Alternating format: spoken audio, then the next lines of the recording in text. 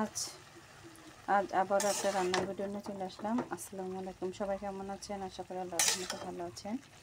আমি আল্লাহর রহমতে ভালো আছি। আব্বা অসুস্থ ছিল, এই কারণে ঠিকভাবে ভিডিও করতে পারছিলাম না বা ভিডিও তৈরি করতে পারছিলাম না।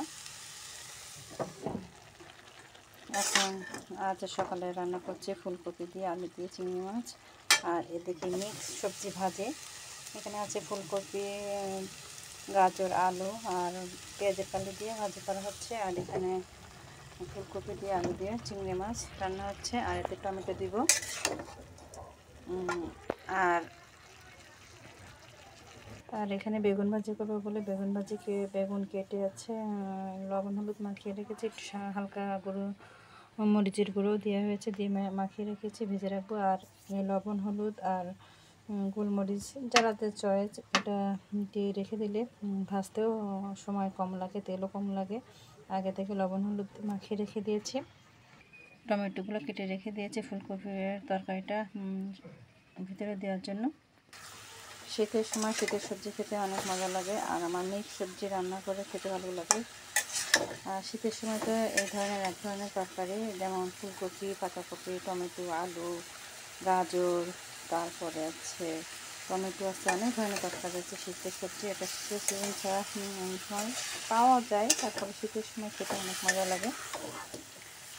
আমি আজ বড়ো মাছ দিয়ে রান্না করবো না, এটা ছোটো চিংড়ি মাছ দিয়ে রান্না করার জন্য রান্না করছি।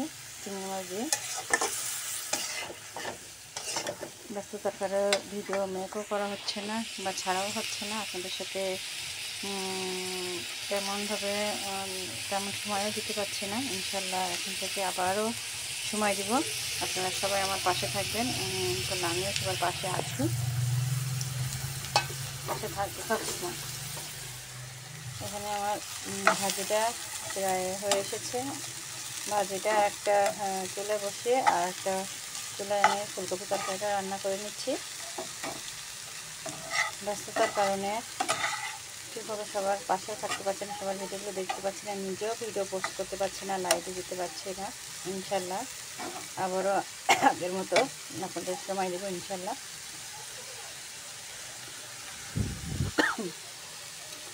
আমার এই ভাজিগুলো, এই মিক্স সবজি খেতে কিংবা মিক্স ভাজি খেতে আমার খুব ভালো লাগে। আপনাদের যদি ভালো লেগে থাকে অবশ্যই কমেন্ট করে জানাবেন। এরকম শীতের সময় মিক্স সবজি, মিক্স ভাজি খেতে আমার খুব ভালো লাগে। যাই হোক, এখানে ফুলকপির তরকারিটা আমি চিংড়ি মাছ দিয়ে আর আলু দিয়ে আর টমেটো দিয়ে রান্না করব, সকালে রান্না। আর বেগুন ভাজি।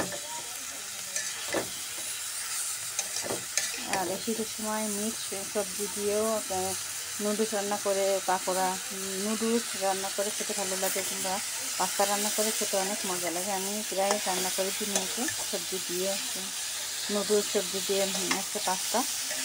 আপনারা যদি কেউ এরকম খেয়ে থাকেন অবশ্যই কমেন্ট করে জানাবেন। মিক্স সবজি দিয়ে আছে পাস্তা, মিক্স সবজি দিয়ে আছে নুডলস, আমার ভালো লাগে। শীতের সময় আমি শীতের সবজি দিয়ে খাবো না এমন কিছু হয়। যাই হোক, আলহামদুলিল্লাহ, যারা এখন আমার পেজটি ফলো দিয়ে রাখেন অবশ্যই পেজটি ফলো দিয়ে রাখবেন। আর যারা এখন আমার ইউটিউব চ্যানেলটা সাবস্ক্রাইব করেন অবশ্যই সাবস্ক্রাইব করে রাখবেন নতুন নতুন ভিডিও দেখার জন্য। সবাই ভালো থাকবেন, সুস্থ থাকবেন, আমার জন্য দোয়া করবেন। আসসালামু আলাইকুম।